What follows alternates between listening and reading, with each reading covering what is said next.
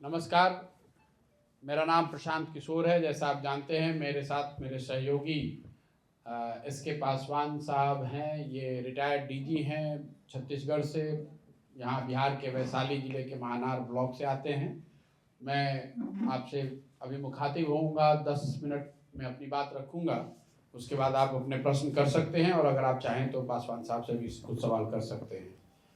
जैसा कि आपको पता है, मैंने 2 मई 2022 को पटना में प्रेस वार्ता के जरिए जन सुराज नाम से एक अभियान की शुरुआत की घोषणा करी है, जिसमें मैंने बताया है कि बिहार में एक नई राजनीतिक व्यवस्था बनाने के लिए बिहार में हर प्रखंड, हर पंचायत, हर शहर, हर जिले में जाकर लोगों से संपर्क स्थापित करना, लोगों को जानना, समझना, ताकि जो राजनीति में सही लोग हैं, समाज में जो सही लोग हैं, उनको राजनीति में लाने के दिशा में एक सार्थक प्रयास किया जा सके। इसकी ज़रूरत मेरे मुताबिक इसलिए है क्योंकि बिहार आज देश का सबसे गरीब और पिछड़ा राज्य है। देश में सबसे ज़्यादा गरीब लोग, देश में सबसे ज़्यादा भूखमरी के शिकार, देश में सबसे ज़्यादा बेरोजगार और गरीब पलायन करने वाले लोग हम लोग के राज्य बिहार में ही रहते हैं। और ऐसा तब है जब पीछे की जितनी भी सरकारें यहाँ रही हैं पिछले 30-40 सालों में, हर व्यक्ति या हर सरकार, हर नेता ये दावा करता है कि उसने कुछ अच्छा ही किया है। तो ये जो मेरा पूरा प्रयास है वो उनको क्रिटिसाइज़ करने के लिए नहीं है। मैं आपको ये कह रहा हूँ कि जिन्होंने भी जो किया या जो करने का दावा कर रहे हैं, अगर उसको आप और हम सही मान भी लें तो भी आज जो बिहार की स्थिति है वो किसी राजनीतिक वाद विवाद या टीका टिप्पणी का विषय नहीं है। आज हम लोग देश के सबसे गरीब और पिछड़े राज्य हैं। इसलिए मुझे ऐसा लगता है, और हम लोगों ने जो यहाँ पर ज़मीन पर समझा, जाना, लोगों की भावना को समझने का प्रयास किया, उससे ऐसा लगा कि लोगों की ऐसी समझ है कि बिहार में कुछ बेहतर, नया और बेहतर होना चाहिए।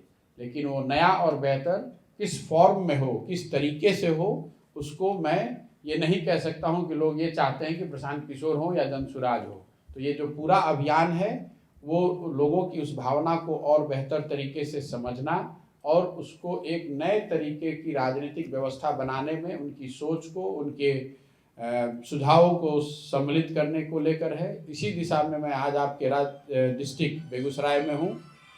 पिछले 4 महीने में करीब करीब बिहार के सभी जिलों में, वहाँ ब्लॉक्स में जाने का प्रयास किया है। अभी इस पूरे दौरान कई हजार लोगों से हम लोग मिल चुके हैं। अभी मैं आपसे प्रेस वार्ता के बाद यहाँ पर मिलूंगा। कुछ लड़के यहाँ आए हुए होंगे जो यहाँ पर संवाद करेंगे। उसके बाद यहाँ मैं करीब पूरी रात लोगों से मिल रहा हूँ। ऐसे हर जिले में हम लोगों ने कार्यक्रम किए हैं, आगे भी करेंगे। लेकिन इसमें इस पूरे अभियान में जो सबसे बड़ी बात है, 2 अक्टूबर से गांधी आश्रम चंपारण से एक पदयात्रा शुरू करने वाले हैं। पदयात्रा इसलिए कर रहे हैं ताकि बिहार के हर पंचायत, हर प्रखंड में खुद पैदल चल के पहुँचा जाए, गाड़ी से नहीं, पैदल चल के एक सबके यहाँ पहुँचा जाए। लोगों से ये सीखने और समझने का प्रयास किया जाए कि बिहार की जो आज स्थिति है उसको सुधारने के लिए क्या कुछ किया जा सकता है, समाज में कौन से ऐसे लोग हैं जिनको साथ में लेकर चलने की ज़रूरत है और उनकी रियल समस्या क्या है। हर एक तो हम लोग जानते हैं कि बिहार में शिक्षा व्यवस्था खराब है, गरीबी है, अशिक्षा है, वो सारी बात जानते हैं। लेकिन हर जिले में, हर प्रखंड में, हर पंचायत की एक अपनी भी समस्या है। उन पूरी समस्याओं को समझना, उसको एक साथ लेकर पंचायत वाइज सुधार का एक कार्यक्रम बनाना, पंचायतों से और प्रखंडों से सही लोगों को, जो समाज के नज़र में जो सही लोग हैं, ऐसे लोगों को एक साथ लाना और फिर उनके साथ बैठकर आगे की दशा और दिशा तय करना। अभी अगले 12 से 15 महीने तक यही करने वाले हैं। 2 अक्टूबर को जब हम लोग ये पदयात्रा शुरू करेंगे चंपारण से, तो पूरे राज्य को करने में, मतलब बिहार के सारे प्रखंडों और ज़्यादातर पंचायतों, शहरों तक पहुंचने में हम लोग के अनुमान के हिसाब से करीब करीब 3500 किलोमीटर पैदल चलना पड़ेगा। पदयात्रा के दौरान 2 अक्टूबर से जब चलना शुरू करेंगे तो ऐसा नहीं होगा कि 5 दिन किए फिर उस ब्रेक लिए और कहीं वापस गए। एक बार जब चलना शुरू करेंगे तो जहाँ शाम होगी वहीं पर उसी गाँव में, उसी पंचायत में, उसी शहर में रुकेंगे और अगले दिन फिर वहीं से चलेंगे। पिछले 75 साल में जहाँ तक हम लोग समझते हैं बिहार में इस तरह का कोई प्रयास हुआ नहीं है। ये प्रयास सिर्फ और सिर्फ इस मकसद को लेकर है कि समाज को नीचे मथ के उनके माध्यम से सही लोगों को पहचाना जाए, चिन्हित किया जाए, उनको साथ में एक साथ एक मंच पर लाया जाए, उनको ये बताया जाए कि अगर बिहार को सुधरना है, बिहार की स्थिति को बेहतर बनाना है, तो आपको हमको मिलकर ही प्रयास करना पड़ेगा। कोई एक व्यक्ति या एक दल बिना समाज में सही लोगों के जोड़े हुए, बिना समाज की ताकत को बिहार को सुधार नहीं सकता है। पिछले 40-50 सालों में जो लोग नहीं सुधार सके, तो अगर आप सिर्फ एक दल, एक व्यक्ति बदल देंगे, उससे बिहार की स्थिति सुधर नहीं सकती है। यही करने के लिए यहाँ पूरी तरह से संकल्पित होकर आए हैं। इसको करने में समय 2 साल लगे या 5 साल लगे, करूँगा यही, और इसी अभियान में मैं आज यहाँ आपके डिस्ट्रिक्ट में हूँ। अब आपके जो प्रश्न है वो आप सवाल कर सकते हैं। बहुत बहुत धन्यवाद। सर, कांग्रेस ने भी भारत जोड़ो अभियान शुरू किया है, आज ही से शुरू किया है, कहीं उससे ये आप प्रेरित भाई, कांग्रेस ने भारत जोड़ो अभियान शुरू किया है, उससे पहले 2 मई को मैंने इसकी घोषणा की है। कांग्रेस ने तो 2 मई को घोषणा नहीं की थी। प्रेरित तो किसी से नहीं है, और कांग्रेस बहुत बड़ी पार्टी है, वो देश में काम कर रहे हैं। क्या कर रहे हैं उनकी सोच है, मैं उस पर टीका टिप्पणी नहीं करना चाहता हूँ। लोकतंत्र में हर व्यक्ति, हर दल को ये अधिकार है कि वो अपने तरीके से लोगों के बीच में जाए, अपनी बात कहें। मेरा फोकस बिहार है, और बिहार की जो आज दुर्दशा है, बिहार की जो स्थिति है, इसको सुधारने के लिए मैं ऐसा समझता हूँ, जैसा मैं आपको बता रहा हूँ, कि बिना समाज के जागृति के, बिना समाज से सही लोगों के जोड़े हुए बिहार की स्थिति को में आमूल चूल परिवर्तन नहीं लाया जा सकता है। इसलिए ये पूरा प्रयास कर रहे हैं। आपको चुनावी रणनीतिकार के रूप में भी माना जाता है। अभी नीतीश कुमार एनडीए से अलग होकर महागठबंधन में शामिल हुए हैं, और देश भर में विपक्ष के जो नेता हैं उनसे मिल भी रहे हैं। सर, इसके आगामी जो लोकसभा चुनाव में इसका क्या असर है? देखिए, इसको मैं कई दफ़े मैं ये बात कह चुका हूँ। बिहार में जो राजनीतिक घटनाक्रम हुआ है, जिसमें कि आप देख रहे हैं कि एनडीए से हट के नीतीश कुमार जी ने महागठबंधन या 7 दलों का एक गठबंधन बनाकर जो सरकार बनाई है, मैं उसको राज्य की घटना मानता हूँ। उसका देश की राजनीति पर कोई बहुत बड़ा असर हो ऐसा मुझे लगता नहीं है। जितनी राजनीतिक समझ मुझे है, उसके हिसाब से मैं ऐसा नहीं मानता हूँ कि बिहार में जो राजनीतिक घटनाक्रम हुआ है, उसका देश की राजनीति पर कोई बहुत असर पड़ने वाला है। जहाँ तक आपने कहा कि वो मिल रहे हैं, लोगों से मिल रहे हैं, पार्टियों से मिल रहे हैं, ये तो स्वच्छंदता है, किसी कोई भी व्यक्ति ये कर सकता है। अभी 1 महीने पहले तक तो नीतीश जी ही कह रहे थे कि वो पक्ष में ही थे। अब 1 महीने के बाद वो विपक्ष की बात कर रहे हैं। 2 महीने के बाद फिर कहाँ रहेंगे, या आपको हमको भरोसा कितना है, जनता उस पर कितना भरोसा करती है, ये तो जनता को तय करने दीजिए। लेकिन ये बिहार की घटना है। बिहार में आप कोई गठबंधन या कोई फेरबदल करते हैं, उससे देश की राजनीति पे कोई बहुत असर पड़ेगा ऐसा मैं मानता नहीं हूँ। मान लीजिए कि महाराष्ट्र में एक महागठबंधन की सरकार चल रही थी, बिहार के उलट। बिहार में एनडीए चल रही थी, यहाँ महागठबंधन बन गया। महाराष्ट्र में महागठबंधन की सरकार चल रही थी, वो हट के अब एनडीए की सरकार बन गई। उसका असर दूसरे जगह क्या पड़ेगा? कोई असर नहीं पड़ेगा। वो वहाँ के राज्य की स्थिति है, वहाँ के राज्य की राजनीतिक घटनाक्रम का हिस्सा है। ये जरूरी नहीं है कि उसका असर देश के स्तर पर हो जाए। देश के स्तर पे तब होता जब देश की सारी पार्टियां, जो लोग सो कॉल्ड विपक्ष की भूमिका में हैं, वो सब मिलकर एक रणनीति बनाते, और उस रणनीति के तहत बिहार में अगर ये चेंज होता तो एक बात को माना जा सकता था। बिहार में चेंज हो गया, उसके बाद आप देश में घूमकर कुछ करने का प्रयास कर रहे हैं, और जिन लोगों से नीतीश जी मिल रहे हैं उसमें ऐसा नया क्या है? वो तो जो भी जीत के जाता है, विपक्ष में रहता है, वो एक दूसरे से मिलता है। सर, आप इतने बड़े रणनीतिकार हैं, और आप कह रहे हैं कि गृह रसूल की आपको जानकारी नहीं है, अब जानकारी लेंगे आप बिहार में। ये आश्चर्य नहीं क्या? इस डिजिटल मीडिया के दौर में हम जिस पूरे पंचायत को 1 घंटा में जोड़ सकते हैं, उसको कह रहे हैं आप 15 महीने में जोड़ेंगे, जानेंगे। ये आश्चर्य लगेगा या हम लोग को हास्यास्पद लगेगा?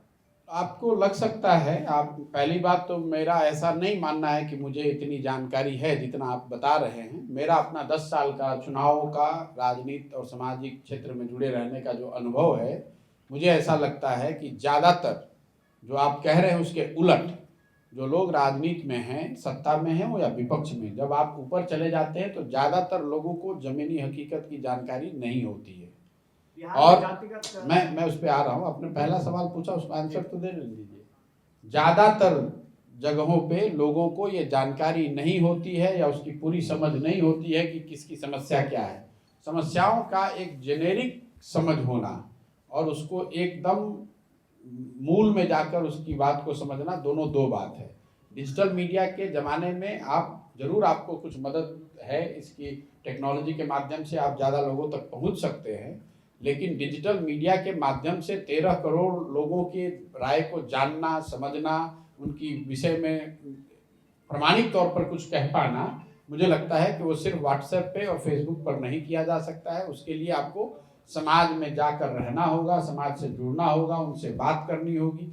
और अगर मान लीजिए कि डिजिटली इसको किया भी जा सकता है, कोई होगा ताकतवर, ऐसी समझ रखने वाला, मेरी वो समझ नहीं है। मेरी समझ ये है कि अगर मुझे बिहार के समाज को, बिहार के लोगों को, उनकी स्थिति को, उनके सुझावों को बेहतर तरीके से समझना है तो मुझे ज़मीन पर उतरकर उनके साथ महीनों रहना पड़ेगा। जब तक ये मैं नहीं करूँगा तब तक मैं ये दावे के साथ पुख्ता तौर पे नहीं कह पाऊँगा कि उनकी समस्या क्या है, उनकी नज़र में कौन लोग ऐसे हैं जिनको राजनीति में आगे लाकर, जिनको नेता बनाकर आगे स्थिति को सुधारा जा सकता है, या उनकी जीवन को बेहतर बनाने के लिए क्या कुछ किया जा सकता है। राजनीतिक संगठन बनाकर सात निश्चय योजना शायद आपने ही मतलब आप इस पर वर्क कर रहे थे, सात निश्चय को लेकर, जहाँ तक मुझे जानकारी है, और गांव-गांव तक सात निश्चय योजना गया था, जो कि ये महाफ्लॉप हुआ, जबकि आपने ही शायद इसे मतलब सर्वे किया था।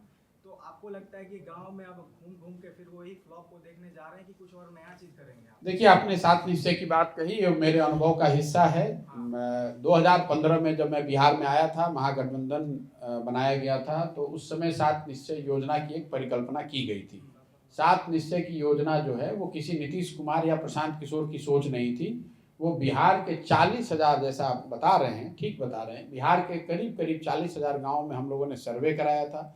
लोगों से पूछा था कि आपकी नज़र में सरकार को क्या करनी चाहिए, सरकार की प्राथमिकताएं क्या होनी चाहिए। लोगों ने बताया कि भाई यहाँ बेरोजगारी बहुत है, इसलिए बेरोजगार बच्चों के लिए एक स्टाइपेंड की घोषणा की गई थी कि जब तक आपको रोजगार नहीं मिले तब तक 21 साल से 35 साल के हर बच्चे को कम से कम 1,000 रुपये महीने की सहायता सरकार से जरूर मिले। लोगों ने बताया कि सर पढ़ाई के लिए मदद, आर्थिक व्यवस्था ठीक नहीं है, इसलिए स्टूडेंट क्रेडिट कार्ड की बात कही गई थी। लोगों ने बताया कि साहब चापाकल, उसी के सरकारी चापाकल उसी के घर के सामने गढ़ता है जिसका राजनीतिक या आर्थिक रसूख है, इसलिए हर घर नल के जल की बात कही गई। लोगों ने बताया कि साहब नेशनल हाईवे तो बन गया है लेकिन गांव में गलियों की हालत बहुत ख़राब है, इसलिए गलियों और नलियों के पक्कीकरण की बात कही गई। मैं आपको ये बताना चाह रहा हूँ कि जैसा भी आपके एक मित्र सवाल पूछ रहे थे, ये सरकारों को जानकारी नहीं होती है। ये 40,000 गांव में सर्वे किया गया तो पता चला कि जो सैकड़ों मुद्दे लोगों ने लिखवाए, ये 7 जो सबसे प्रमुख मुद्दे निकल कर आए, इस काम को किया जाए। सरकार बन भी गई, जीत के आ गए, 7 निश्चय को सो कॉल्ड लागू भी कर दिया गया, लेकिन आप देख रहे हैं कि ग्राउंड पर कोई, यहाँ इतने युवा तो यहीं बैठे हुए हैं, किसी को 1 रुपया आज तक नहीं मिला।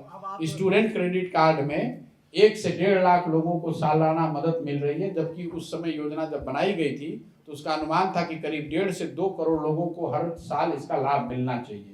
अगर स्टूडेंट क्रेडिट कार्ड बिहार में ठीक से लागू हो जाए तो 12वीं के बाद के पढ़ाई के लिए किसी भी परिवार को अपने आर्थिक व्यवस्था की वजह से परेशानी का सामना नहीं करना पड़ेगा। उसी तरह अगर नल के जल की योजना ठीक से लागू हो गई होती तो हर आदमी के घर में नल से पानी आ रहा होता। लेकिन मैं यहाँ उसका मूल्यांकन करने नहीं आया हूँ। मैं अपने 10 साल के अनुभव के आधार पर, जिसमें बिहार भी उस अनुभव में शामिल है, ये आपको कह सकता हूँ कि अगर सत्ता आपके मन के मुताबिक बदल भी जाए तो अगर वो सही लोगों के साथ नहीं बदलेगी तो ये जरूरी नहीं है कि व्यवस्था बदल जाए। मैंने 10 साल में अलग अलग राज्यों में जब काम किया, देखा सत्ता आप बदल सकते हैं, लेकिन सत्ता अगर सही लोगों के साथ न बदले, सही प्रोग्राम, सही सोच के साथ न बदले तो व्यवस्था का परिवर्तन नहीं हो सकता है। अब मैं जो बिहार में आया हूँ, मेरी कोशिश ये है कि ऐसा प्रयास किया जाए जिसमें सिर्फ सत्ता परिवर्तन से बात न रुके, सत्ता परिवर्तन सही लोगों के साथ हो, जिससे कि व्यवस्था का परिवर्तन हो। इसीलिए इतना लंबा प्रयास कर रहे हैं। पार्टी नहीं बनाया है, मंच नहीं बनाया है, प्रयास ये कर रहे हैं कि पहले समाज से ढूंढकर ऐसे लोगों को निकाला जाए, पहले ये लोगों से समझें कि समस्या कहाँ है, पहले लोगों के सुझावों से जाने कि इन समस्याओं को सुधारने के लिए क्या कुछ किया जा सकता है। समाज की ताकत को इस्तेमाल करके ही जो नई व्यवस्था बनाई जाएगी, उससे अगर जो सत्ता का परिवर्तन होगा तो उससे बिहार की स्थिति बदल सकती है। यही सोच है, इसीलिए ये प्रयास कर रहे हैं। प्रशांत जी, एक सवाल है। 2014 में लोकसभा का चुनाव हुआ था, उसमें भाजपा के रणनीतिकार आप थे और कुछ नारे भी दिए थे आपने। आपको लगता है कि जो नारे दिए, जो रणनीति आपने बनाई देश की जनता के लिए या सत्ता में भाजपा को लाने के लिए, आज कारगर है? देखिए, पहली बात तो आप ये समझिए कि जो लोग भी चुनाव जीतते हैं, जो पार्टियां चुनाव जीतती हैं, वो अपने दम से चुनाव जीतते हैं। कोई प्रशांत किशोर, कोई रणनीतिकार किसी को चुनाव हरा जिता नहीं सकते हैं। उस पूरे प्रयास में चुनाव लोग, जो पार्टियां, जो नेता चुनाव जीतते हैं, वो अपने पराक्रम, अपने कार्यक्रमों की वजह से जीतते हैं, अपने कार्यकर्ताओं के परिश्रम से जीतते हैं, जनता के आशीर्वाद से जीतते हैं। हम जैसे लोग उस पूरी प्रयास में अपना कंधा लगा सकते हैं। आपने कहा कि जिनके जीतने में आपने भूमिका अदा की, आपने एक एग्जाम्पल दिया। पिछले 10 साल में मैं कोई 11 ऐसे चुनाव से जुड़ा रहा हूँ, ज़्यादातर जगह सफलता भी मिली है। मैं आपको बिल्कुल कैमरे पे कह रहा हूँ कि मैं ये दावा नहीं कर सकता हूँ कि जो लोग, जिन लोगों के जीतने में हमने मदद की है, वो हर जगह जो सरकार बनी वो सरकार अच्छी चल रही है, इसका दावा नहीं कर सकते हैं। इसीलिए तो आज नई व्यवस्था या नए प्रयास की जरूरत है। इस यात्रा का प्रस्थान बिंदु क्या है? प्रस्थान निःशुल्क कोचिंग देना जनता को, क्या देना? निःशुल्क कोचिंग देना है जनता को, या कोई प्रस्थान बिंदु कल के तारीख में कोई पार्टी तैयार करने जा रही? नहीं, पूरी जो यात्रा के पीछे की सोच है कि अगर आप राजनीति में कोई आमूलचूल परिवर्तन लाना चाहते हैं, लोगों की जिंदगी में कोई आमूलचूल परिवर्तन लाना चाहते हैं, तो उसके लिए राजनीतिक व्यवस्था, एक नई राजनीतिक व्यवस्था बनानी पड़ेगी। और एक नई राजनीतिक व्यवस्था बिना समाज में जाकर जुड़े हुए, काम किए हुए, समाज को जगाए बगैर नहीं हो सकता है। तो जो ये पूरी यात्रा है, मैं बार बार आपको बता रहा हूँ, उसके 3 ही उद्देश्य हैं। एक, समाज के मदद से ये चिन्हित किया जाए कि समाज की नज़र में कौन से लोग ऐसे हैं जिनको समाज सही मानता है, उनको साथ में जोड़ने का प्रयास किया जाए, एक साथ एक मंच पर लाने का प्रयास किया जाए। दूसरा, जो निचले स्तर पे लोगों की समस्याएं हैं, उसको और बेहतर तरीके से समझा जाए, उसकी एक सूची, उसका एक खाका बनाया जाए। तीसरा, हजारों ऐसे लोग हैं समाज में, बिहार में, जिनको समझ है कि बिहार को सुधारने के लिए क्या कुछ किया जा सकता है। उनकी समझ से बिहार के डेवलपमेंट के लिए 10 महत्वपूर्ण क्षेत्रों में, शिक्षा, स्वास्थ्य, सामाजिक न्याय, आर्थिक विकास, कृषि, खेलकूद जैसे 10 महत्वपूर्ण क्षेत्रों में 15 साल का एक खाका खींचा जाए, ताकि जनता के पास ये अवसर हो ये देखने का, जानने का कि हम लोग क्या कह रहे हैं और बिहार के विभिन्न क्षेत्रों के विकास के लिए हमारा ब्लूप्रिंट, हमारा प्लान क्या है। लोग उसको देखें, समझें, मूल्यांकन करें, उसके बाद जो उचित लगे उसके हिसाब से निर्णय लें। आपने पूछा क्या आप पार्टी बना रहे हैं, मैं बिल्कुल आपको बता रहा हूं कि इसके बाद, इस पूरी प्रक्रिया के बाद जो लोग इससे निकल कर आएंगे, अगर सब मिलकर तय करेंगे कि पार्टी बनाना है तो बनाया जाएगा पार्टी। जी, बिहार की वर्तमान राजनीति है, इसको बिहार के परिप्रेक्ष्य में कैसे देखते हैं, विकास के परिप्रेक्ष्य में? फिर से आप पूछिए। सर, बिहार की जो बदलती राजनीति है सर, जो माहौल अभी बना हुआ बिहार में, इसको बिहार के विकास के दृष्टिकोण से कैसे देखते हैं? देखिए, जो बिहार में बदलती राजनीति है, आप तो बेहतर मेरे से बता सकते हैं कि नेम प्लेट बदल गए हैं, लेकिन सरकार के चलने में, उनकी प्राथमिकताओं में कुछ चेंज हुआ है ऐसा तो मुझे लगता नहीं है, या उनकी कार्यशैली में कोई चेंज हुआ है। आपको ऐसा लगता है कि अफसरशाही कम हो गई, या भ्रष्टाचार कम हो गया, या सरकार ने कोई बहुत बड़ी नई योजना ला दी, ऐसा तो है नहीं। हाँ, ये जरूर हुआ कि मान लीजिए कि जो सरकार, जो कैबिनेट है या जो मंत्रियों का समूह है, जिसमें 30 लोग थे, उसमें से 15 आदमी का नेम प्लेट भाजपा से बदल के राजद हो गया। मैं तो इतना ही परिवर्तन देखता हूँ, दूसरा तो कोई परिवर्तन मुझे दिख नहीं रहा। क्या मॉडल होगा इन शॉर्ट फ्यूचर, अगर आप आते हैं सत्ता, मान के चलिए कैसे? मैंने आपको एक मॉडल क्या होगा, मैंने देश का मॉडल स्थापित करेंगे बिहार के विकास किसी आपको बिहार के विकास के लिए बिहार के लोगों की मदद से ही मॉडल बिहार का बनाना है। किसी देश का मॉडल बिहार के मॉडल में फिट नहीं होने वाला है। 13 करोड़ लोग बिहार में रहते हैं। आप तो बिहार के मॉडल में गांधी जी को फिट कर रहे हैं फिलहाल। क्या कर रहे हैं? यात्रा के माध्यम से गांधी जी को फिट कर रहे हैं ना। गांधी जी को फिट कहाँ कर रहे हैं? गांधी जी कहाँ इस देश में फिट नहीं है कि हमको फिट करने की जरूरत आपने है। बिहार की जो अपनी आपका सांस्कृतिक मीडिया पहचान है, यहाँ के अच्छा है। नेता हर एक पोस्ट के बाद एक पोस्ट आपका आता है, लेकिन बिहार का आपदा विपदा में कहीं पर भी आप नजर नहीं आते हैं। बाढ़ हो या जिस प्रकार की किसी भी चीज हो, तो हम सबसे पहले क्यों जुड़े? क्योंकि 40 साल से बिहार के लोग किसी ना किसी पे भरोसा करते आए हैं, वो भरोसा पूरा नहीं हुआ, तो आप पहले बिहार के दर्द में तो शामिल होइए। बिल्कुल बिल्कुल सही बात आपने कही। अभी आपने थोड़ी देर पहले सवाल पूछा कि आप गांव-गांव क्यों जा रहे हैं, डिजिटल से ही क्यों नहीं कर ले रहे हैं। अब आप कह रहे हैं कि आप बिहार के लिए आपदा विपदा में क्यों नहीं शामिल हो रहे हैं। मैं जब कह रहा हूं कि मैं बिहार के हर गांव में जाऊंगा या 1 साल बिहार के लोगों के साथ जमीन पर रहना चाहता हूं, तो उससे भी आपको दिक्कत है। और अगर मैं डिजिटली कर रहा हूं, उससे भी आपको दिक्कत है। दोनों को जोड़ दीजिए ना, दोनों को जोड़ दीजिए। डिजिटल आपका परफेक्ट है, और जितना चीज आपने बताया कि इन चीजों को मैं बिहार के लिए करना चाहता हूं, तो सरकार के सहयोग में आप रहे, तब आपने क्यों नहीं किया? या अब आप सरकार का सहयोग क्यों नहीं कर रहे, जबकि आप पार्टी बनाने का आप उद्देश्य नहीं है, आप तो करंट सेवा कर रहे हैं, तो आप उनका सहयोग क्यों नहीं कर रहे हैं? सरकार, आप मान लीजिए कि आप बहुत विद्वान व्यक्ति हैं और आपकी हमारी सोच ठीक हो या नहीं, आपकी तो जरूर होगी, आप समाज के लिए कुछ करना चाहते हैं। सरकार आपको बुलाकर आपसे पूछे तभी ना आप कुछ मदद कर पाइएगा। जब आपसे सरकार पूछ ही नहीं रही है तो आप कहाँ जाकर मदद कर पाइएगा। आप मान लीजिए हम तो नहीं करना चाहते हैं आपकी नज़र में, तो आप तो मदद करना चाहते हैं, आप बेगूसराय में रहते हैं, आपको जरूर यहाँ लोकल कुछ समस्याओं का अंदाजा होगा। संविधान ने लिख के दिया हम आपको वोट देंगे इस पार्टी का, आप चले जाएंगे। मैंने आपको वोट मांगा अभी, वोट तो इसके बाद मैंने आपको वोट मांगा। बिना वोट के बगैर काम कैसे होगा? मेरे भाई हमने वोट मांगा नहीं, अच्छा प्रशांत, हमने वोट, एक मिनट, आपने कहा कि आप पर भरोसा क्यों करें। मैं आपको सामने से कह रहा हूं और आपके माध्यम से आपके दर्शकों को भी कह रहा हूं, आप मेरे बात का बिल्कुल भरोसा मत कीजिए। मैं जो कह रहा हूं इस पर मत जाइए। जो मैं कर रहा हूं या आगे करूंगा, उसको देखिए, जांचिए, परखिए, मूल्यांकन कीजिए। वोट तो कल है नहीं भाई। वोट अगर 2 महीना के बाद होता, 1 महीना के बाद होता, तो आप कहते कि आपको वोट क्यों करें, आप तो नया नया आए हैं। वोट अभी है 3 बरस के बाद। आपके पास अवसर है कि 3 बरस आप देखिए। अगर 3 बरस देखने, जांचने, परखने के बाद आपको लगेगा कि नहीं, आदमी भरोसे के लायक नहीं है, तो भरोसा मत कीजिएगा। प्रशांत जी, आप जिस विचारधारा पे चल रहे हैं, प्रशांत बाबू, हमारा प्रश्न है, मेरी जो समझ है कि आज़ादी के उपरांत हम लोग जब पैदा हुए, तो पैदा लेने के बाद जो उस समय हम राजनीतिक व्यवस्था इस देश की देख रहे थे, उस राजनीतिक व्यवस्था में त्याग, जनहित की भावना, राष्ट्रवाद की भावना थी।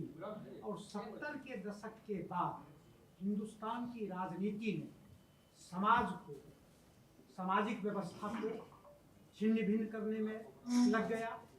आर्थिक व्यवस्था को उसकी बिल्कुल आर्थिक व्यवस्था को छिन्न भिन्न कर दिया। राजनीतिक सिस्टम जो जनहित को जो चीज देना चाहिए वो नहीं दे करके केवल सत्ता में बैठने का काम किया। तो सबसे पहली मैं मूल समस्या समझता हूँ कि जो देश की राजनीतिक व्यवस्था है, यही समाज के लिए, अर्थव्यवस्था के लिए सबसे बड़ा कैंसर का रूप है। ये राजनीतिक व्यवस्था कैसे समझेगा? और उसी राजनीतिक व्यवस्था का आप रणनीतिकार बने रहे, भाजपा के बने रहे, जदयू के बने रहे, कांग्रेस के बने रहे, क्योंकि उन्हीं लोगों के समुदाय में आप थे। लेकिन यह राजनीति 70 के बाद से लेकर 2022 तक जो मेरा सवाल साहब क्या है आपसे, मेरे से सवाल क्या है आपका? ये 2 सवाल आया। ये राजनीतिक व्यवस्था 70 के बाद से 2022 तक जो सफर है, इसने समाज को तोड़ने का काम किया। देखिए, इसलिए प्रतिभा की नहीं, सवाल क्या है आपका? सर एक सवाल और उसी राजनीतिक दल के आप रणनीतिकार रहे जी।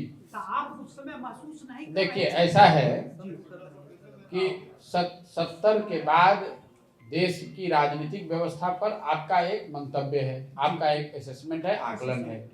जरूरी नहीं है कि हर व्यक्ति उससे सहमत हो। बहुत सारे हजारों लोग, आपको लाखों की संख्या में ऐसे लोग मिल जाएंगे जो ये बताएंगे कि नहीं, आज जो हो रहा है ये बहुत अच्छा है। देश जो है वो तो लोकतंत्र यहाँ पर है, बहुमत के आधार पर चलता है। जनता को ये तय करने दीजिए कि व्यवस्था अच्छी है कि खराब है।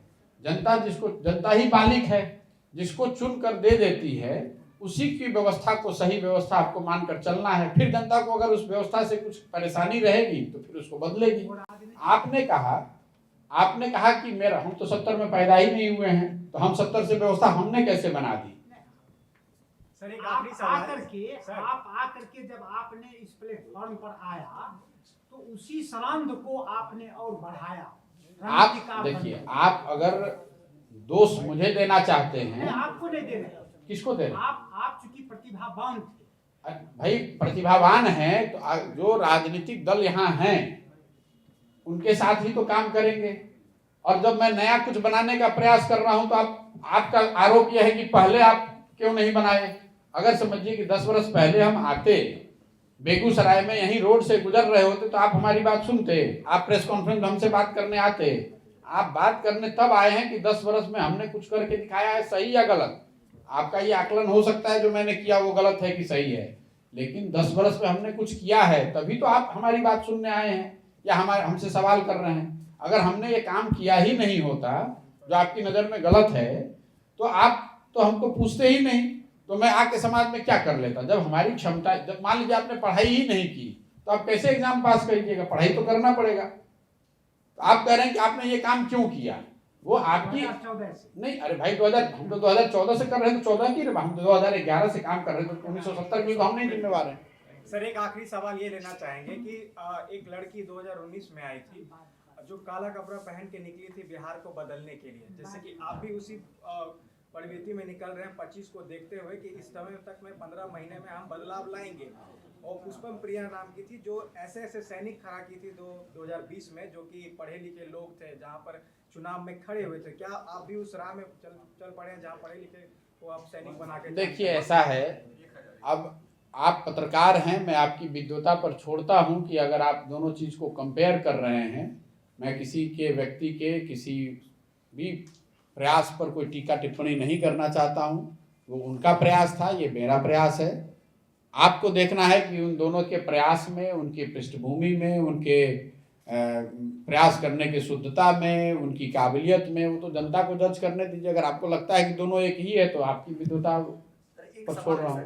विकास के दृष्टिकोण से देखा जाए तो जातिगत जनगणना और जनसंख्या नियंत्रण को कैसे दिखते हैं? विकास के लिए जातिगत जनगणना जरूरी है या जनसंख्या नियंत्रण कानून? दोनों मिला दीजिए सर। हम लोग चूंकि आप मध्य में हैं, ना किसी गठबंधन में नहीं बहुबड़े है, राजनीतिकार तो हैं। जातिगत जनगणना पर आपका क्या राय है? 100 बार कह चुके हैं कि जातिगत जनगणना या ऐसी कोई भी जानकारी जो सरकार को समाज के विभिन्न वर्गों के विषय में बेहतर सूचित करने में सूचित कर सकती है, उसमें उसको होने में कोई दिक्कत नहीं है। मैं जातिगत जनगणना के पक्ष में हूँ, इससे कोई दिक्कत नहीं है। लेकिन जातिगत जनगणना हो जाने मात्र से ही समाज सुधर जाएगा, इसकी कोई गारंटी नहीं है। आप बिहार में 13 करोड़ लोगों में 8 करोड़ लोग ऐसे हैं जो दिन का 100 रुपया नहीं कमाते हैं। ये गणना तो आपके पास है, उसको सुधार दीजिए। बिहार में 51% लोग गरीबी रेखा के नीचे रह रहे हैं, ये गणना तो आपके पास है, इसको सुधार दीजिए। जाति के आधार पर दलितों की गणना पिछले 70 साल 75 साल से हो रही है, दलित फिर भी बेचारे सबसे पिछड़े हुए लोग हैं। तो सिर्फ गणना हो जाने मात्र से अगर स्थिति सुधर जाती तो देश में दलितों की स्थिति आज से 50 साल पहले और बेहतर हो गई होती।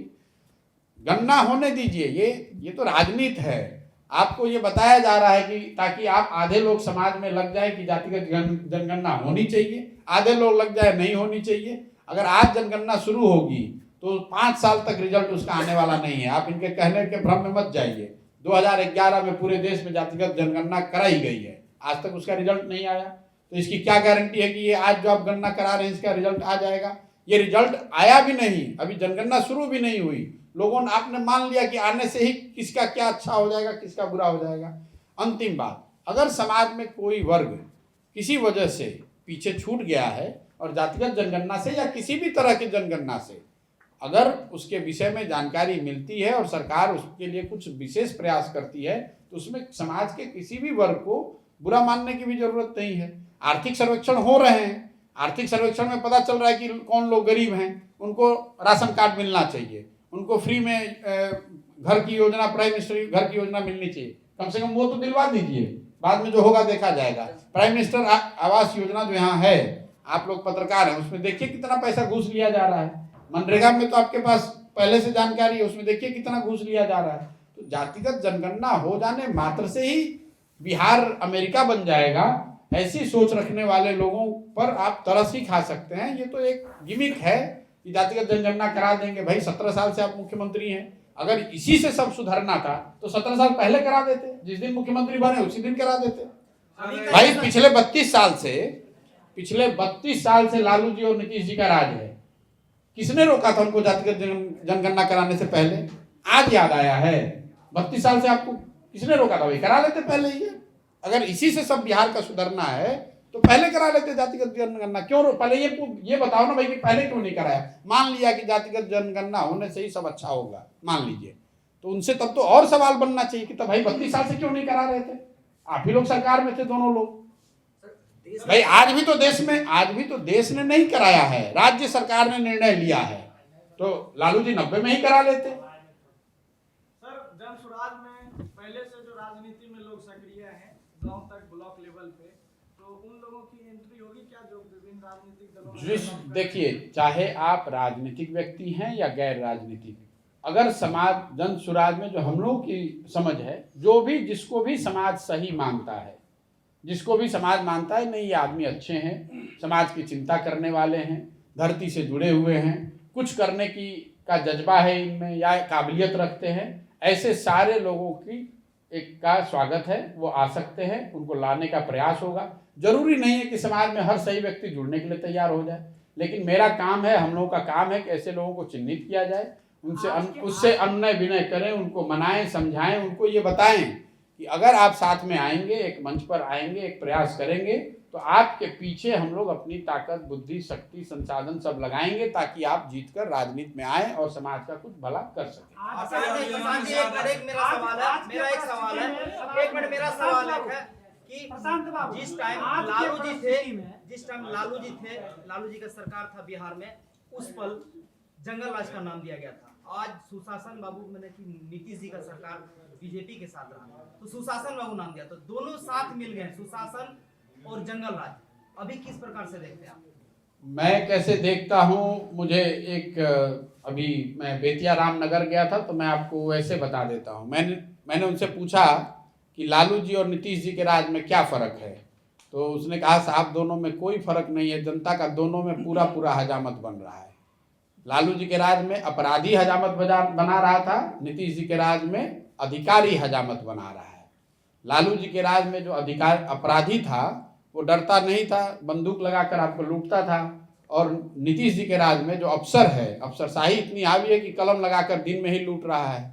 लालू जी के राज में अपराधी जो है वो डरता नहीं था सरकार से, उसको मालूम है कुछ उसको होने वाला नहीं है। उसी तरह से नीतीश जी के राज में अफसर जो है वो डरता नहीं है गलत करने से, उसको मालूम है कि उसको कुछ होने वाला नहीं है। तो जब अब आपके सवाल पर आता हूँ, आप इन दोनों को मिला दिया है अब आपने, तो आप देख लीजिए कि दोनों मिलकर जब बनाएंगे हजामत तो दाढ़ी के साथ साथ बाल भी जाएगा। आप नीतीश जी के सहयोगी थे, लेकिन कभी भी भाजपा के विरोध करते नहीं देखे जाते हैं, जबकि कुछ लोग आप पर आरोप भी लगाते हैं कि आप भाजपा समर्थित। अच्छा भैया, हम सब समर्थित हैं। आप ये समझिए 2015 में, सुनिए ना, 2015 में महागठबंधन का ने हराया भाजपा को। उस समय महागठबंधन का काम कौन कर रहा था? अभी बंगाल में बीजेपी को हराया टीएमसी का काम कौन कर रहा था? तो जो लोग खुद हारे हुए हैं, जो भाजपा को हरा नहीं पाए, वो हमको बता रहे हैं कि हम भाजपा के सहयोगी हैं। तो भाजपा कितनी चालाक पार्टी है कि अपने ही सहयोगी को भेजकर खुद ही को हरवा ले रही है। ये तो आप लोग तो गजब का आकलन करते हैं साहब। आप ये बताइए कि हम भाजपा का सहयोग कर रहे हैं, इसलिए भाजपा ने हमको बंगाल में भेजा और कहा कि आप टीएमसी के क्या मदद कीजिए और हमको हरवा दीजिए। कोई आप ये बताइए ना कि भाजपा के 2014 के बाद से भाजपा की जो दो सबसे बड़ी पराजय हुई है, एक बिहार में हुआ है 2015 में और अभी एक बंगाल में हुआ है, जिसकी देश भर में चर्चा हुई है। दोनों जगह चुनाव कौन लड़ा रहा था? और आप कह रहे हैं कि हम भाजपा के पक्ष में हैं, और वो जो लोग दूसरे साइड हैं जो कुछ नहीं कर सक रहे, वो आप कह रहे हैं कि वो भाजपा के विरोध में हैं। प्रधानमंत्री नरेंद्र मोदी के कार्यकाल को आप किस तरह से देखते हैं? अच्छे दिन आ गए? प्रधानमंत्री के कार्यकाल का आकलन किसी भी मुख्यमंत्री के या प्रधानमंत्री के कार्यकाल का आकलन लोकतंत्र में तो जनता ही करेगी। आपने कहा कि 2014 में अच्छे दिन का नारा दिया गया था, आपने दिया था ना? नहीं हमने दिया, छोड़िए, 14 में नारा दिया गया था, तो 19 में फिर उस पर वोट हुआ, जनता ने फिर उनके पक्ष में वोट किया है। तो हम क्या सोचते हैं उसका क्या मायने है? जनता जो फाइनली डिसीजन करेगी उसी को आपको मानना पड़ेगा। अगर लोगों को लगता है कि नहीं अच्छे दिन नहीं आए तो जनता फिर चुनाव होगा, उसमें उनको हटा देगी। प्रशांत किशोर किस तरह से देखते हैं? भाई आप बात ही नहीं समझ रहे हैं। आप लोकतंत्र समझाइए, में, प्रशांत किशोर लोकतंत्र में जो मतदान है, अगर आप व्यक्तिगत बात करें तो मतदान गुप्त क्यों है? आपके अगर गुप्त नहीं होता तो आपको अलाउ कर देता इलेक्शन कमीशन की वोटिंग बूथ पे खड़ा हो जाइए और देखिए कि कौन किसको वोट कर रहा है। प्रशांत किशोर से वो किस तरह से देखते हैं? मैं आपको बता रहा हूं कि आपके हमारे मतलब ही नहीं, हमारे आपके बोलने का, ये आकलन करने का अधिकार, ये इस तरह के आकलन करने की क्षमता सिर्फ और सिर्फ जनता के पास ही है। अगर जनता चुनकर ला रही है तो आपको मानकर ही चलना पड़ेगा कि उसको जनता पास मार्क्स दे रही है, तभी तो चुन के ला रही है। नीतीश जी मुकर हो जाते हैं लेकिन मोदी जी डिफेंडिव हो जाते हैं, जनता आप छोड़ देते हैं। जनता ने तो नीतीश जी को भी चुना है। नीतीश जी को चुना है जनता ने, 243 में 43 MLA जनता ने चुन लिया है। नया गणित आप हमको सिखा रहे हैं। अच्छा, 243 विधायकों के विधानसभा में जनता ने आपको 43 MLA जिताया है, तो जनता ने आपको मैंडेट दे दिया। 15% वोट मिला है अलायंस में थे भाई, 15% वोट मिला है और 43 विधायक जीते हैं, तो नीतीश जी के नाम पर कैसे वोट पड़ा है? कैसे जनता ने उनको वोट दे दिया? जरा आप बता दीजिए, हमको तो नहीं इतना गणित आता है। 32% बीजेपी को मिला है सर। बिहार से थोड़ा आगे निकलते हैं सर। सर ये देश में सर जिस तरह से महंगाई है, बेरोजगारी है, मोदी की लोकप्रियता को चुनौती मिल पाएगी क्या? देखिए, मैंने अपने कई वक्तव्यों में पहले भी कहा है कि देश में विपक्ष कभी कमजोर नहीं है। विपक्षी पार्टियां या उनका फॉर्मेशन कमजोर हो सकता है। जब मोदी जी जीतकर, भाजपा जीतकर आ रही है तो भी उनको 38% वोट ही मिला है। इसका मतलब कोई गणित का सामान्य विद्यार्थी भी आपको बताएगा कि जो 100 लोग वोट देने गए उसमें 38 ने भाजपा के पक्ष में वोट दिया, 62 ने उनके विपक्ष में वोट दिया। तो स्वाभाविक है कि जो विपक्ष तो कभी कमजोर नहीं है। अब वो जो 62 है वो कई भाग में बटा हुआ है। जरूरत इस बात की है कि विपक्ष की ओर से कोई चेहरा, कोई पार्टी, कोई फॉर्मेशन, कोई गठबंधन उस 62 की एक बड़े वर्ग को एक साथ कर सके। तो ये कहना कि देश में विपक्ष नहीं, प्रधानमंत्री बन जाते हैं तो बिहार के लिए क्या नुकसान होगा? आप बनवा दीजिए, नुकसान तो किसी से नहीं है, बनना पड़ेगा ना। पूछ रहे हैं ना कि बिहार के लिए क्या नुकसान होगा? भाई आप बना दीजिए पहले, अगर हमारे पास तो क्षमता है नहीं ऐसा। कोई भी आदमी बन जाते हैं तो भैया बन जाते हैं ओ तो बिहार भाई के क्या ओ एंड तो का तो कोई मतलब नहीं है। आप बिहार से हैं ना, आप बिहार के नेता हैं। आपने बात की, हो गया।